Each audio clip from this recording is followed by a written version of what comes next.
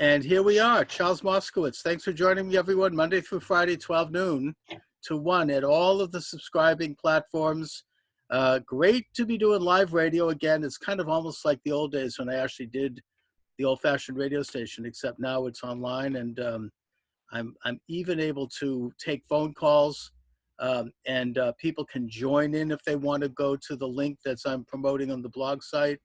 And on Twitter, you could see any promotion for the program. Links you right up to the show. So you're welcome to come on board. And my guest is none other than Hal Shurtleff from Camp Constitution. Hal, thanks for joining me. Well, thanks for having me on again, Chuck. It's always a pleasure. We go back a long ways. I think early 90s is when you had a show on Tufts University Station. Oh, yeah, I remember that. When you invited me, we had a conversation. I said, this guy's pretty sharp. I don't know anybody knows much about what happened in China and what happened in World War I. I said, this guy, I get to know this guy.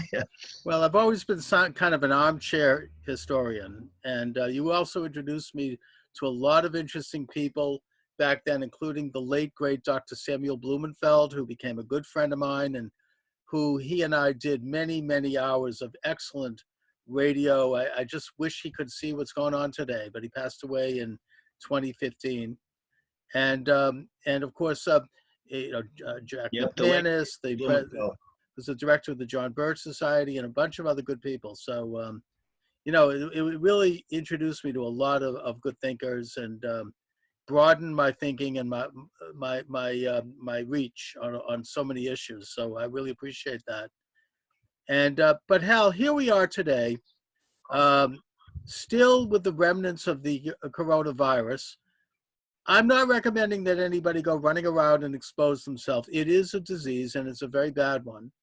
To put it in perspective, I think that it's becoming more and more obvious that the people at risk, people over 80, and either that or people who have pre-existing health conditions such as heart disease or diabetes or cancer or something else that compromises their immune system. And I think that maybe with younger people, the reason they may be affected is they may have some of these conditions and not know it.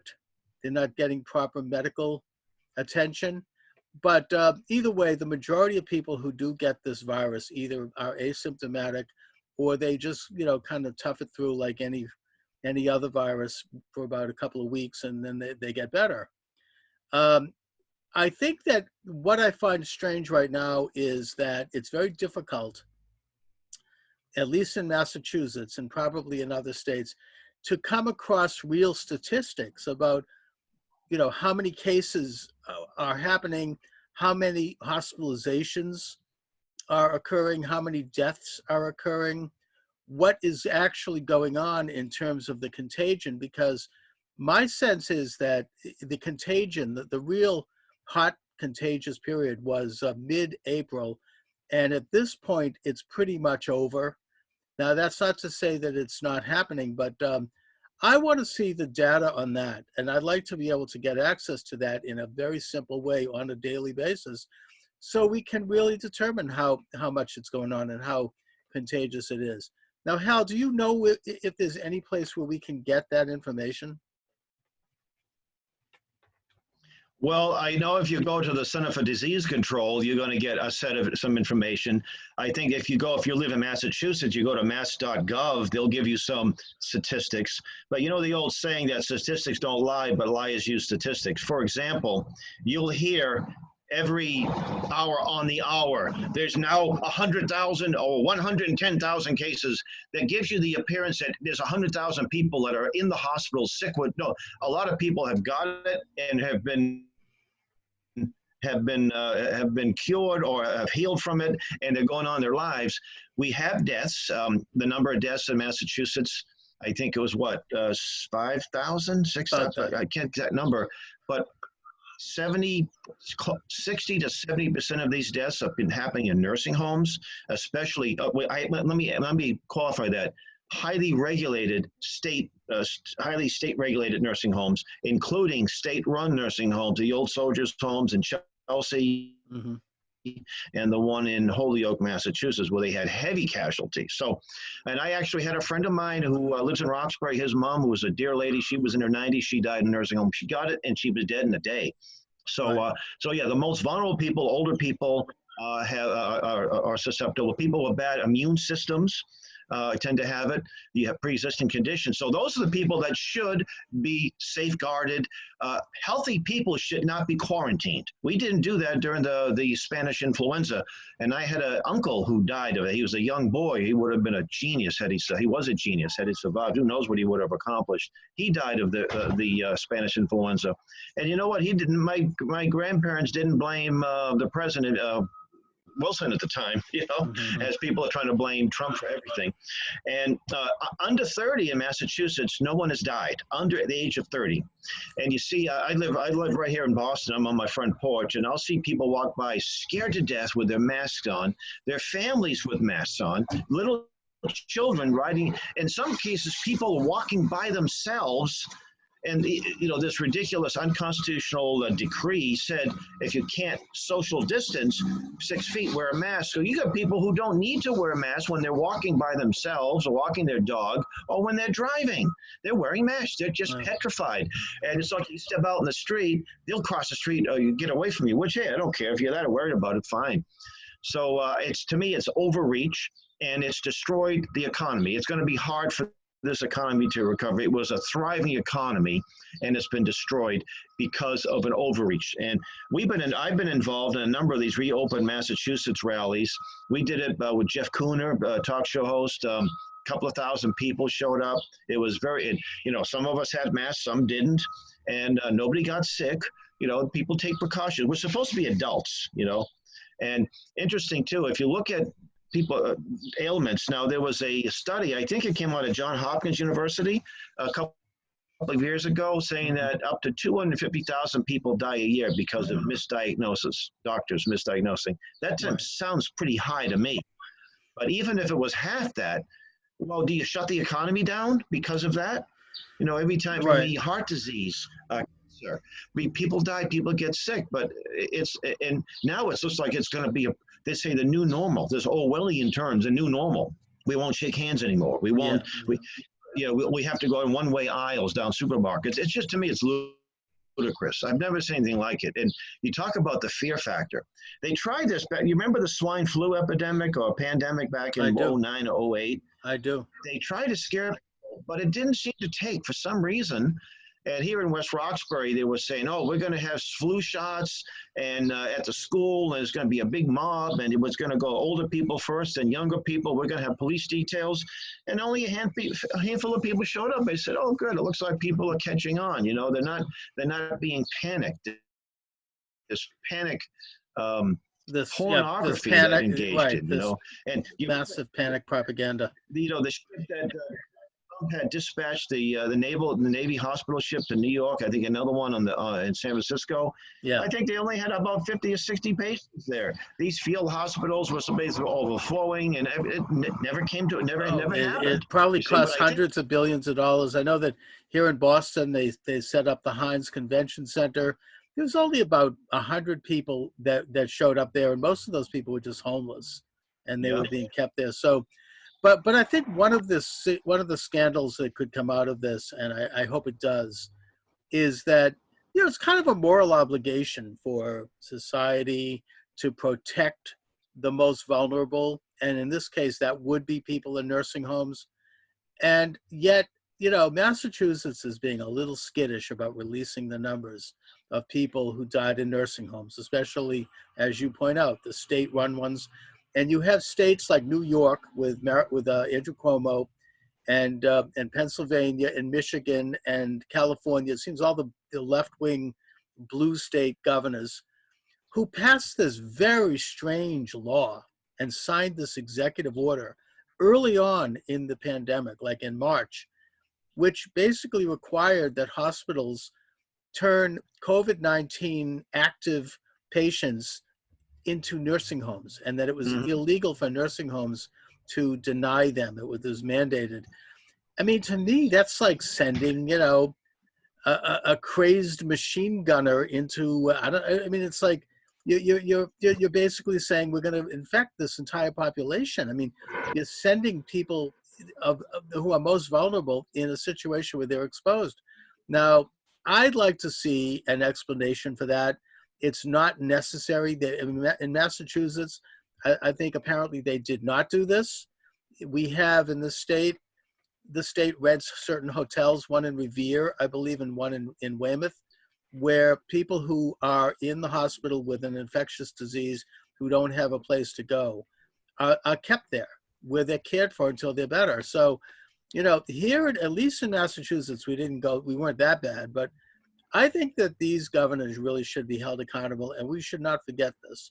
We should ask them why they did this, and that has a lot to do with the numbers of deaths in this virus. Well, I think if you look at New York State, or if you just took the city itself and its greater metropolitan area, 30% of all of this happened there. New York, and then New Jersey was second or third. We were third or fourth, somewhere on the list. Of course, densely populated areas, you have to expect that. But if you took New York out of the factor, it would have been that, and many of the states, the Midwest had South Dakota never locked down. There were just a handful of fatalities, thankfully. And they actually gave a parade to the governor, I forget her name, but she was wise enough not to lock it down. Now, again, it's a big state. I've been there, sparsely populated, but they didn't panic. Maine is just the opposite. Maine didn't have that many cases outside of the greater Portland area and a few other spots. They locked it down. In fact, we were scheduled an event in late August late August, and they've canceled that. And it's going to destroy the industry. The tourist industry is being destroyed. Boy, I hate to own a hotel or a restaurant on the seacoast in Maine. It's terrible. And Maine, and then, of course, what's her name? They've got a very left-wing governor now, and they had a really very suspect election where they had double voting, and as a result, they were able to take a Republican congressional victor and have him lose his district. To a liberal Democrat after he won, and then they did a revote, and then they got him out. So, this is really, I hope that, as we move forward, and we could talk about the politics, but before we do, I want to address the other issue you brought up, which is so important. And that is the danger, the destructive aspect that this is having on the economy, especially small businesses, small mom and pop stores, restaurants, motels. People offering services and goods. It's really, really devastating to them. And of course, it's helped some of the really big people like Amazon and, some of them, but your average mom and pop Main Street some of the large box stores, they are really taking a hit. And in the meantime, the federal government has, signed into law a stimulus package worth $3 trillion, and they're paying people unemployed more money than they would earn, or at least as much as they would earn otherwise if they were working. And of course, now Congress is debating extending that till the end of the year. To my way of thinking, that's socialism. And it reminds me a little bit of the policies around the great crash of 1929, which economist Milton Friedman eventually pointed to as the culprit, the Federal Reserve System. And what happened was it crushed small businesses, small owners, and it allowed the big guys to come in and consolidate their power and pick up these companies. So, to my way of thinking, right. I don't want to, I generally think, Go ahead. Let me give you a little microcosm. My wife has an in-house daycare business. I think she's licensed for 5 or 6 children. She's closed until the 29th of June. Now, she is getting unemployment. Not as much as if she was working, but when they allow, so-called, I hate the idea that the government is allowing us to reopen, as somehow the government, it tells you how much power they have. What will the protocol be? Well, maybe at only 50% or 20%. We can't operate that way. Yeah, if we had a big daycare business that holds 100 children to 50 children, you might be able to get by, but we can't get by with that. Well, it's no point. There's no incentive to reopen. So we'll be going out of business. So my wife will be going out. My wife's this business, she took over from her mom. It's a 30+ year business with a great reputation. Lots of young people have come through here over the years, and it's just going to probably come to an end because of these ridiculous regulations that they will, and you own a restaurant, they'll say, oh, you can reopen, but you can only have outside seating. Well, what if you don't have outside seating? Right. Well, how many, like a day like today, not so bad, but what if it's raining out? What if it's windy? What if it's cold? What if it's really hot out and you want air conditioning? You don't want to go in outside the patio. Or takeout. Many restaurants aren't designed for takeout. It's only a small portion of their business. They can't survive. They have to shut down. And they're still going to have to pay taxes. They're going to have to pay rent. My daughter Christina, she started a job today, but she's back from college, Liberty University, and she's been unemployed because she works as a waitress. No restaurants are open. You can't wait on people who don't come into the store. Right. So exactly. yeah, it's devastating. And then the barbershops. No, they've opened the barbershops up and the hair salons. And, you have to make an appointment. You have to wear a mask. You have to do this. I said, I'm not wearing a mask. I'm not going. And they have to take your body, your temperature, and record who you are. I said, that's ridiculous. I'm not doing terrible. It. I have a friend who's a barber in New Hampshire, so I'm going to get my whiffle tomorrow. And he said to me, the state doesn't pay me to enforce their unconstitutional laws, so I'm not going to worry about it. I won't mention who it is.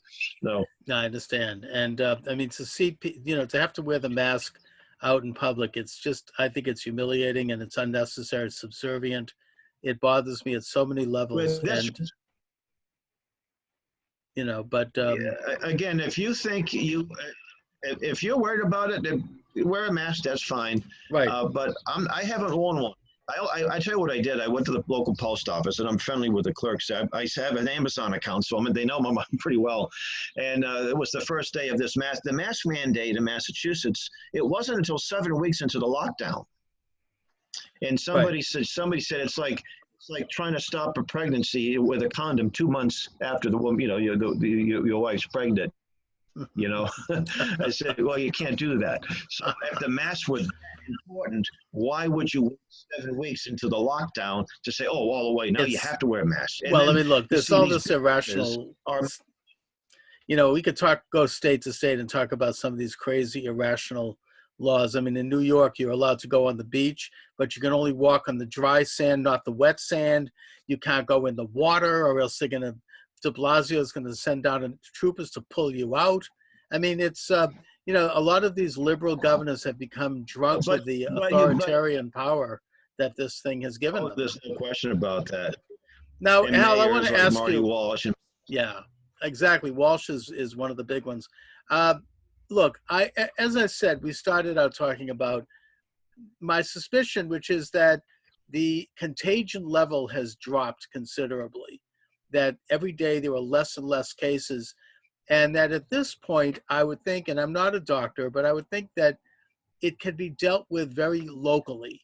Like if there's an outbreak in a certain community, then that particular community can do the distancing, but they don't have to lock down the entire economy. And they should be reopening pretty quickly at this point and building confidence for people rather than doing the scare tactic every day.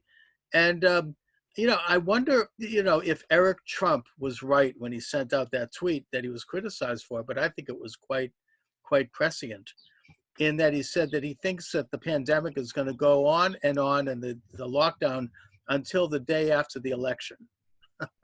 Right. And then it'll suddenly go away. Well, it just depends on who, right. Yeah, I mean, if the Democrats win the election, then it's a non-issue. Everything's back open, and Right. And then if Trump wins re-election, it's going to be more talk about impeachment. So, I guess that brings up the broader question, which is, are they keeping this thing going as long as they can? Are they trying to drag it out till the election so that they can damage the economy as much as possible to hurt Donald Trump? Well, I'm of that opinion. They tried, they tried to invoke the 25th Amendment before he even took his oath, right? Sure. Trying to say that he was and he had to be removed from office. And then they had to see was it the Russian collusion, and that wasn't true. Then it was the Ukrainian problem. The perfect phone Here's call. Russia and Ukraine fighting each other. See, and you've got guys like Obama, that we have him on video saying to the president, the premier, he said, when I'm reelected, we'd be able to get away with more. It was something to that effect. And Biden going to Ukraine and basically, twisting there, you don't get the money unless you fire this prosecutor. It's all on video. I mean, it's not like people don't know about this. Yeah. And yet they go after Trump because he had a phone call. And by the way, we shouldn't be giving foreign aid to anybody. And that issue didn't come up. But if we do give foreign aid, by all means, there should be a tit for that. Chuck, if I was to hire you for services, yes, I'm going to hire you, but I expect you to do this. I'll give you this money, but I expect you to do that. So right. It makes sense. Here's foreign aid. There should be strings. I don't just give here's a big bucket of money. Here's a and I think Trump has done, this might be what's really pissing them off more than anything, the sort of the deep state about Trump, and that is that he is cutting back on giving foreign aid to our enemies. He is forcing NATO to pay for their own defense, and they are doing it. Apparently Germany has really stepped up, even though they yell and scream. They are paying now for their own defense, and we've cut way back, and it's worked very well. He is, signing trade deals that are benefiting to American industry and labor, getting out of these internationalist, globalist deals, which hurt American business and hurt our sovereignty. This is what it's all about. This is why they're trying to take Trump out. And now the pandemic, whether or not it was cooked up in a lab or whether it was natural, I have no idea. But what I do know is that they are using this. They are exploiting it. It's like what Rahm Emanuel said, don't let a good crisis go to waste. And now we're at the point where that's starting to wind down. It's becoming more obvious that people are, and I think the American people, when they see the falseness of this and they realize that this disease was not as contagious as we thought, they're going to turn on the Democrats. So what happens? This poor man is brutally killed by a bad cop in Minneapolis. By the way, the same cop who apparently had killed someone previously and who had a very bad record, he was not prosecuted by the district attorney of Hennepin County at the time, who then ran for president, that being Amy Klobuchar. And, so they let him off the hook. And, he then went ahead and he killed this man. I mean, look, putting aside who that man was, that's another story. That doesn't matter. The point is it was... Can I bring something? Let me bring this up here. I've been to Minneapolis a number of times. It's a left-wing city, like most big cities in the United States. Yeah. It would be next to impossible to have some flaming Klansman as a policeman he's been there, 15 years? Right. So I believe that he was a cop, no question about it. But I'm not convinced that this is racially motivated. It would be a death sentence to actually a cop to do something like this. So they're trying to make it a racial issue. It was a bad cop and his victim happened to be black. Lots of white people are killed by cops as well. And I imagine, and I haven't checked the record, but if you look at all the complaints against him, I would imagine that there's a lot of white people that have complained against him as well. So, and nothing was done about it. And then we have this incident. But they would have found something else, I'm sure. They want to have a riot. They want It's very predictable. The one in Atlanta didn't work out too well because the guy apparently was robbing houses. So it's almost like they were waiting for something like this to happen. And it kind of reminds me of 2012 when Mitt Romney was running against Obama, and then you had Trayvon Martin, which turned out to not exactly be as they portrayed it. The guy who killed Trayvon Martin was not white. So, and yet they doctored the tape, and we could go over that. I don't want to go back there, but the point I'm making is that this strikes a raw nerve in American culture, and they knew it did, and they knew that it would galvanize their vote and get the black people in particular back on the liberal reservation. Now, that doesn't mean that there isn't police brutality against black men. However, statistically, it has lessened greatly, especially since the early 70s, and it has become much less frequent. So now I was watching one of these liberal news shows the other night, oh, how horrible it is to be a black man in the United States. You think that this was like being a Jew in Nazi Germany in 1935. You know, it's like Oh, it's absolutely, yeah, ridiculous. yeah. I mean, it's absolutely, you know, yes, these things happen, but and they shouldn't happen. And by the way, I think that the police, one of the criticisms I would put forth there, and this is just speculation on my part, is that I don't know if you remember the movie Serpico with Al Oh, Pacino. This, yes, I do. Yes. Oh, right? I yes, mean, yeah. he was an honest cop who went into New York City and he found corruption in that department, and it showed that it went up to the very highest levels, right up to the mayor, and he ended up being shot, and then of course he left the country. But the point is that I think Hmm. that there are big city police departments and patrolmen's associations which have a certain level of almost Masonic like secrecy, where they take an oath of omerta to not, you know, expose each other to things. You know, maybe I'm, I wonder, you know, I would distrust any ways of secret societies and, you know, and that sort of thing. But I think that there might Well, be a problem with that, especially in these big liberal Democrat cities with these police associations. let me mention, it's interesting you bringing that up. I met a policeman many years ago. He was from Somerville, and Somerville, Massachusetts, just on the outskirts of Boston. Yeah. And he said, in order to get any promotion, you had to be a Yankee Mason. That was probably going back in the, 100 years ago or more. And in Boston, it was more of an Irish good old boys club for many, many years. Sure. One of my late friends was one of the founders of the Patrolmen's Association, because we had a riot. We had the 1919 Boston policemen's, not riot, but strike. And Calvin Coolidge called in the National Guard.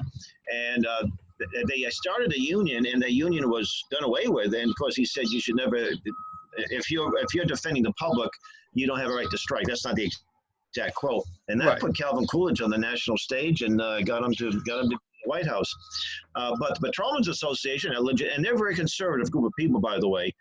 They just sent a scathing letter to Rachel Rollins, who's the Suffolk County Attorney General, an elected official. She happens to be a woman of color, black. And she actually said yesterday that the police are murdering people. And she didn't say some Oh, or my one, God. but all. And to make matters worse, our Attorney General, Maura Healey, who is a left-wing activist, Oh, yeah, she sure. spoke at a gathering yesterday. And she said something to the fact that, yeah, things are, where cities burning, but that's how forests grow. Well, I guess she knows a little about how forests do grow. And yes, you burn Right. down a forest, but that's how you get new growth. So she's defending it. These are the radicals. And then you have Ayanna Pressley, former city councilor, screaming and ranting and raving about racism.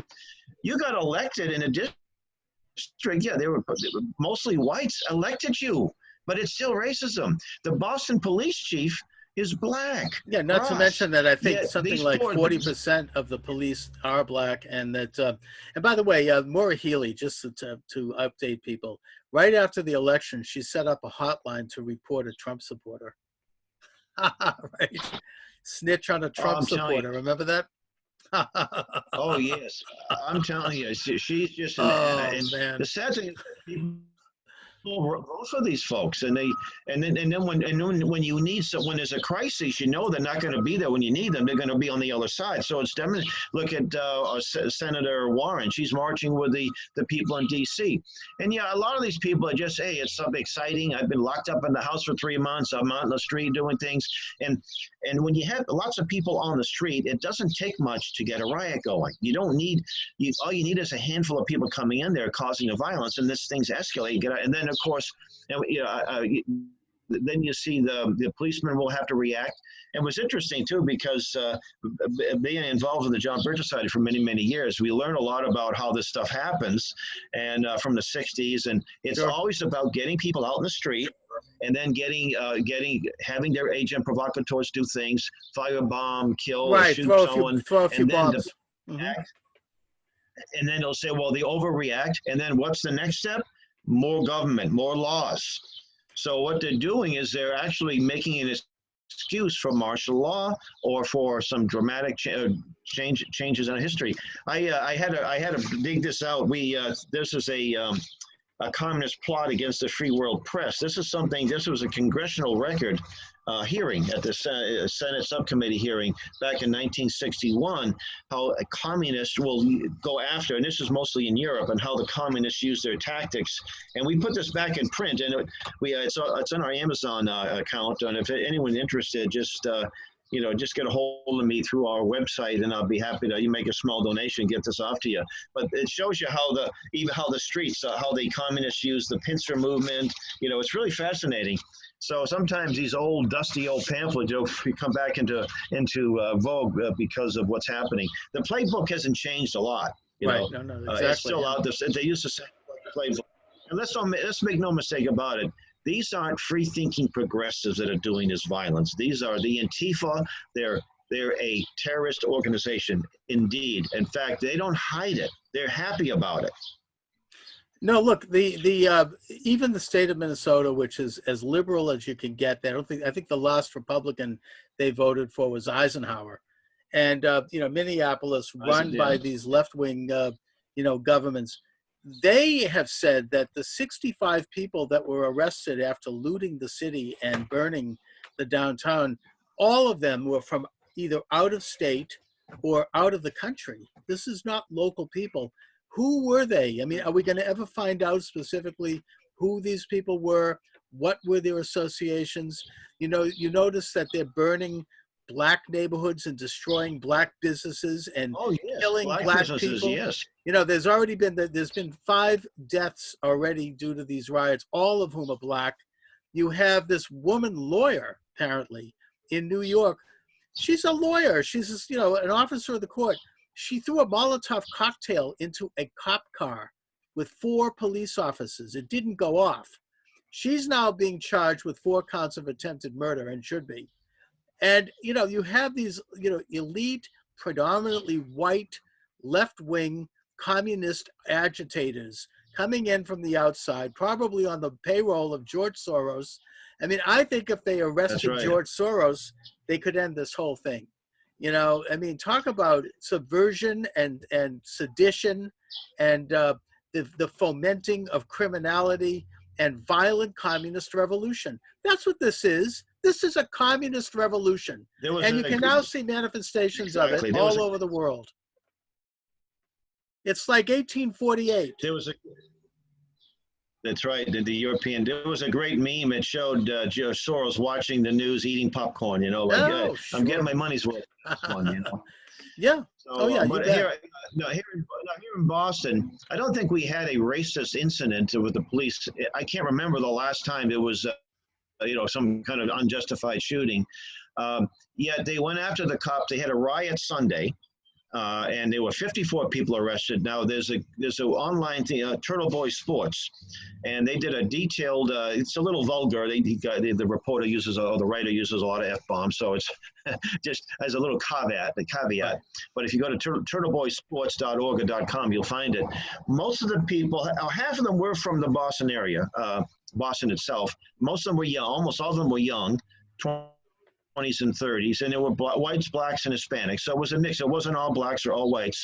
And they were part of they met in what used to be called Dudley Square, but they call it now Nubia Square. I don't know.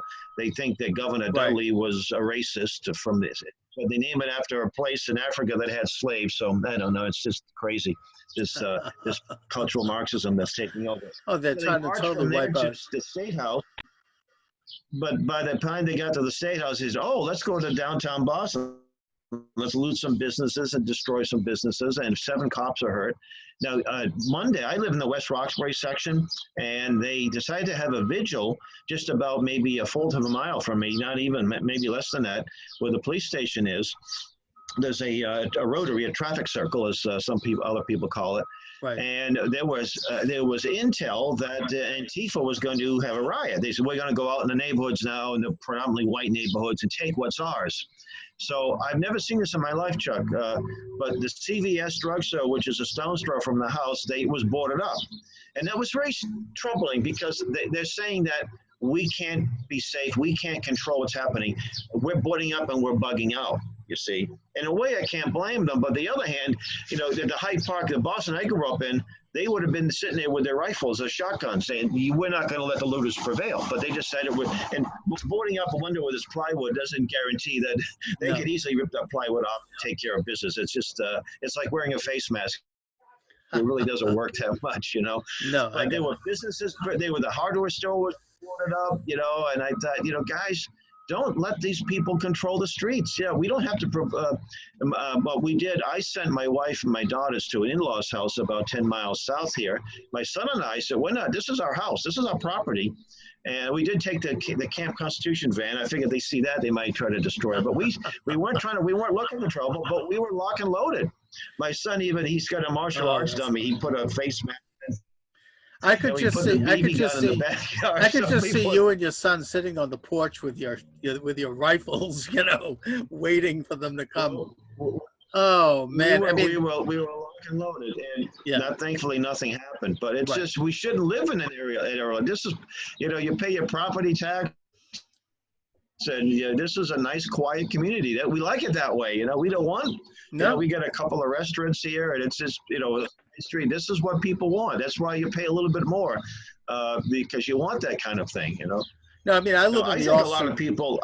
I think the property value is going to be affected. Well, you're a lot closer down. I mean, I live in Austin, Brighton part of Boston, and we haven't had anything other than some graffiti saying BLM and some stuff like that. But you know, and again, I would point out that the majority of people who are going out and protesting are, as President Trump described with Charlottesville, good people. You know, they just want to express themselves because they're seeing this video of this man being killed, and it does look like a racist incident. It very well may be. It probably, you know, there are more instances like this, you know, against Black people, and we should talk about that. But the problem is that, like so much else, it's exploited by and undermined by left-wing organizations like Antifa and Black Lives Matter and anti-Jewish organizations that are spraying synagogues with Palestinian graffiti, and a motley collection of other people, the same people who came out, you know, the Ruckus Club that came out during the Iraq War. It's the same people coordinated in the same way, the same types. You see them out with their little, you know, gray ponytails and knitted caps and angry faces, and you know, their alliance, right, with all of these. Yeah, they're shaking their fists at everyone. Then they go back to their gated community after they talk about dismantling police departments. You know, it's the same group. And well, you know, Chuck, I want to mention, I like to contrast. I was involved in 4 reopened Massachusetts events. The first one was a convoy where we met at the waterfront in the New England Aquarium. There were 40 vehicles, and we had flags, and there were some people with Trump flags, and we convoyed throughout, you know, the South End, Fenway, downtown Boston, the financial district, which is in Chinatown. It was kind of interesting. We go through Chinatown, and it was really shuttered. I mean, you didn't see anyone. I don't blame them. Back in February and early March, but back in February and early March, the liberal politicians come to Chinatown. Don't be racist. Come to the restaurants. And this was back in, I guess it was the 3rd week in March. I didn't see Marty Walsh and the Chinese restaurants. Not only were they locked, but they were padlocked. They were chained. Yeah. I said, this is really something. And even our local Chinese restaurant, they reopened. I said, hey, where are you? We go there about once a week or once every 2 weeks. And by the way, being precautious doesn't make you a racist. Then all of a sudden we have a lockdown, shut down, and they forgot about what they said about Chinatown. De Blasio, didn't they have a New Year's? He said, enjoy, don't worry about it, nothing to worry about. And then he turned around and said it's Trump's fault. He didn't act fat. He should have known in 2017 that this was going to happen. I guess he should have locked us down in 2017. You know, they would have been happy. Well, anyway, these communist agitators, we're not going to hear the end of this. And again, I mean, last night I watched one of these liberal mainstream, you know, I think it was CBS, every night, all they do is run the worst possible stories about Trump, and it's always something very trivial.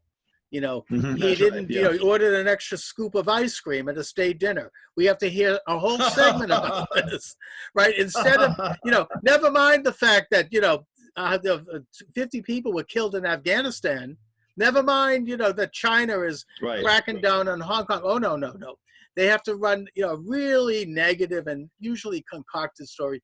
Well, now the narrative from now till election day is going to be how racist we all are, that black people are oppressed. As I said, it's like the way Jews were treated in Nazi Germany in the 1930s. It's insane, you know, and we're going to hear this. We're never going to hear the end of it. We're not going to hear the end of it right up till election day, with the implication, of course, that anybody who supports Trump is to blame, and that somehow we're, you know, the ones. Meanwhile, they're all these left-wingers are in the lily-white, rich suburbs of Boston, where you don't find a black person. That's right. People like Lawrence Tribe. That's right. I don't mean to single him out, but let me just get this off my chest. Lawrence Tribe, I don't know if you get his tweet on Twitter. I get his tweet every day. He makes Alex Jones look like, you know, like Walter Cronkite. I mean, with his maybe conspiracy theories about Trump. Yeah. And this is a Harvard professor who was considered by Obama for the Supreme Court. It's embarrassing. And he went out with a tweet. Lawrence Lost Tribe. Oh my God. And I always respond to him. And he went out with a tweet the other day. He's criticizing Trump for going to St. John's Church, which is a church on Lafayette Circle that every American president since James Madison has prayed at. And that was burned and looted by these communists. Trump goes out there to put a spotlight on it.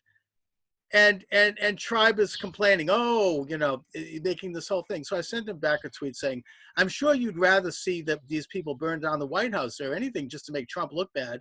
You know, it's like, what the hell? You know, what does he expect? I mean, this is like, these people are demented, or either that, or in the case of Tribe, because he's someone who should know better, he's not stupid. He is a witting and conscious participant in this.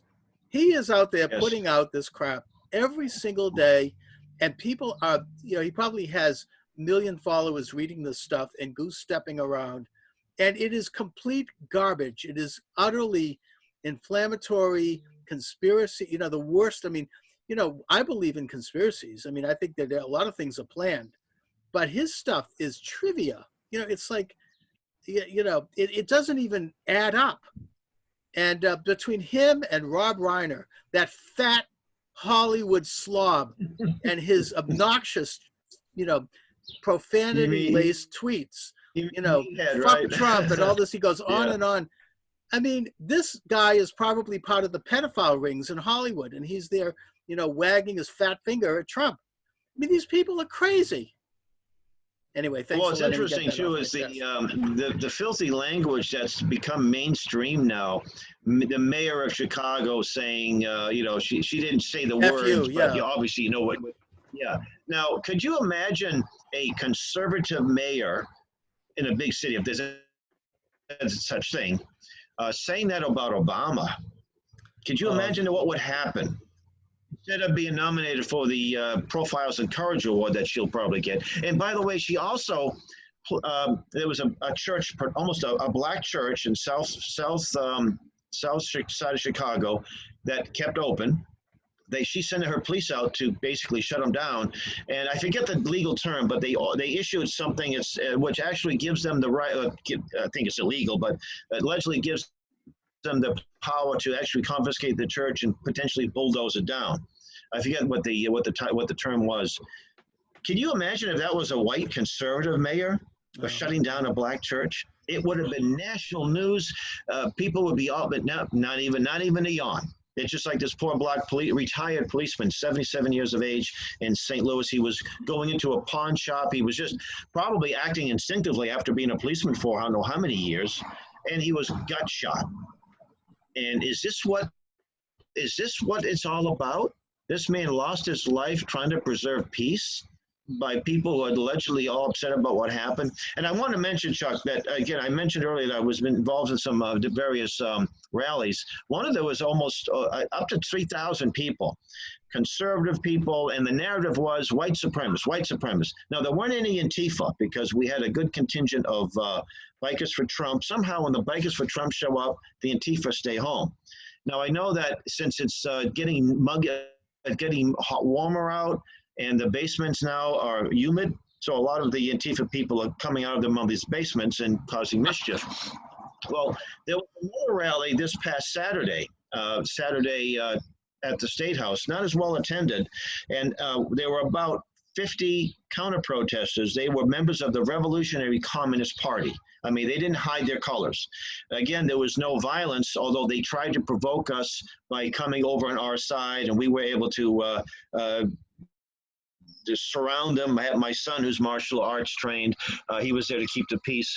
And all of them were white. There was one black person, and he wasn't part of their group. He was there, he was on our end, and he come over there. But they were screaming white supremacy, and we had more blacks on our side. Of the 8 or 9 speakers, there were 4 black speakers. There were 2 Asian speakers. There was the Vietnamese for Trump. There was the Falun Gong people, the Chinese, who are wonderful people I know very well. There were Hispanics there and others. Yet all of these communists, all of them were white. And they were, there's one girl, she was actually attractive, of course, with the mask you could see. She looked like, man, someone you see down my daughter, a cute young girl, just uttering obscenities. I said, so our Reverend Stevie Kraft, who who happens to be black, he opened in prayer. He said, right, this is a spiritual issue here. That when you see the depravity and the hatred, we want to open up. That's okay. You could, they'll say opening up is you're a white supremacist if you want to open up. I mean, they make this. Right. Meanwhile, they're in a people war, actually believe this now. And they're in a war against black people and black neighborhoods. They're burning and looting black businesses all over the United States. People who have invested their life work and life savings into businesses that are now being burned to the ground. Same thing happened in the 60s with the big summer riots. Well, the narrative is, Chuck, that there aren't any black-owned businesses because of racism. That blacks should not have any business. Well, by the time they're done, black people, I haven't seen. By the time they're done burning, there won't be any black businesses, thanks to them.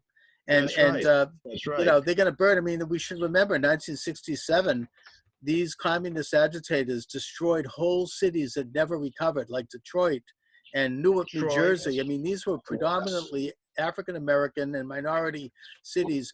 They destroyed the lives of people for a generation. These cities never recovered.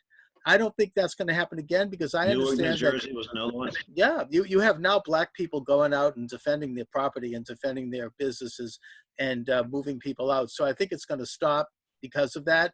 That's going to be the deciding factor. But nevertheless, I mean, they probably don't want it to go along too long, because it is going to become more and more obvious. But as I say, Hal, and we're going to kind of reach toward the end here, we're never going to hear the end of it. Every day, like a drumbeat between now and election, that we're all racists, and that black men in particular are being treated like Jews in Nazi Germany. And this country is evil, and that it's, how we're going to hear these highfalutin intellectuals with their mugwumps come out, according to the milieu, and they're going to write papers about how the American brain has been, the cerebellum is out of balance because the cerebrum was affected after so many years in the milieu, We're never going to hear the end of it. It's going to go on and on and on. I don't know if it's going to work for them. Well, they certainly have tried everything. I don't know, and Matt Drudge, by the way, is completely in the can. This might be their last grasp. Yeah, this is their last grasp, I think, and they know they're desperate. They have a terrible candidate. He's not doing so well intellectually, and he's hard. And he actually said financially. I mean, talk about corruption. Oh, I know exactly. What an arrogant and of course, you're not black if you don't vote for him. To a black radio host, you got to vote. You're not really black if you vote for Trump. That's right. That's so condescending, and that shows the real, I mean, that really is racist in the real sense. It's not just some passing remark. Well, let me quote Malcolm X. I'm not a fan of the late Malcolm X, but sometimes I read his autobiography, and he said that a white liberal spells Negro. And of course, the word Negro was accepted back in the 60s. It was a generic term. Right. He said a white liberal spells Negro, K-N-E-E-G-R-O-W, meaning the white liberal is condescending. You know, like, hey, you need me, black man. You can't get anything done without my leadership and that's what Biden just demonstrated. Oh, yeah, of course. And meanwhile, they're pushing programs that have destroyed the black family, destroyed the black church, destroyed black education, and destroyed black entrepreneurialism. You know, talk about racist. We can, of that, you know, let's go back and talk about who's really racist in the real sense. Who has supported policies that have hurt the black community? You know, illegal immigration has hurt black employment. You know, let's talk about that. You know, the Clinton era, you know, anti-drug laws have put black men in prison for having a nickel bag of marijuana. You know, and it was the evil orange man, the evil orange man that got those laws repealed too. Exactly. And a lot of people were, thanks to Trump's a lot of first people step were doing problem. Serious hard time. Yeah, I mean, you know, there's been over 10,000 prisoners released, and 90% of whom are black, and should not have been in prison. You know, for misdemeanors. I mean, talk about, you know. Well, in prison, you know, for a short amount of time, but, or not, no prison. Exactly. I mean, this was, talk about criminalizing behavior. I mean, these hypocrites are sitting on top of that. You know, we could take a look at some of the, you know, like Kamala Harris and some of these liberal Democrats who presided over, you know, privatizing prisons and using prisoners as forced labor. But that's another subject for another day. Anyway, Hal, but since we're toward the end, I want you to once again let people know how they can find out about Camp Constitution and about any of your websites and your show and what you're up to.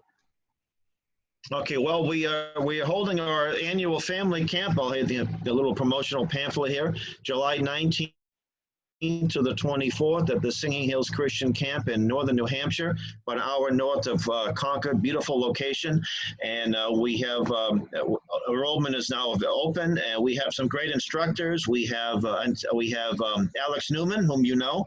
Will be there with his family. Alex is one of the top experts on Common Core and also the Deep State. He'll be there for Lord Moncton, whom you've become friendly with, will be there.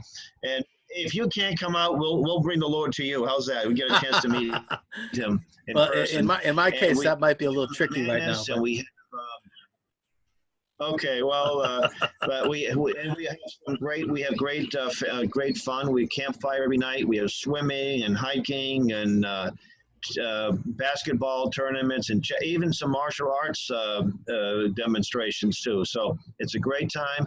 So it starts on Sunday afternoon, July 19th, and ends on Friday morning, July 24th. So visit our website for more information, campconstitution.net. Visit us on YouTube, our Facebook page.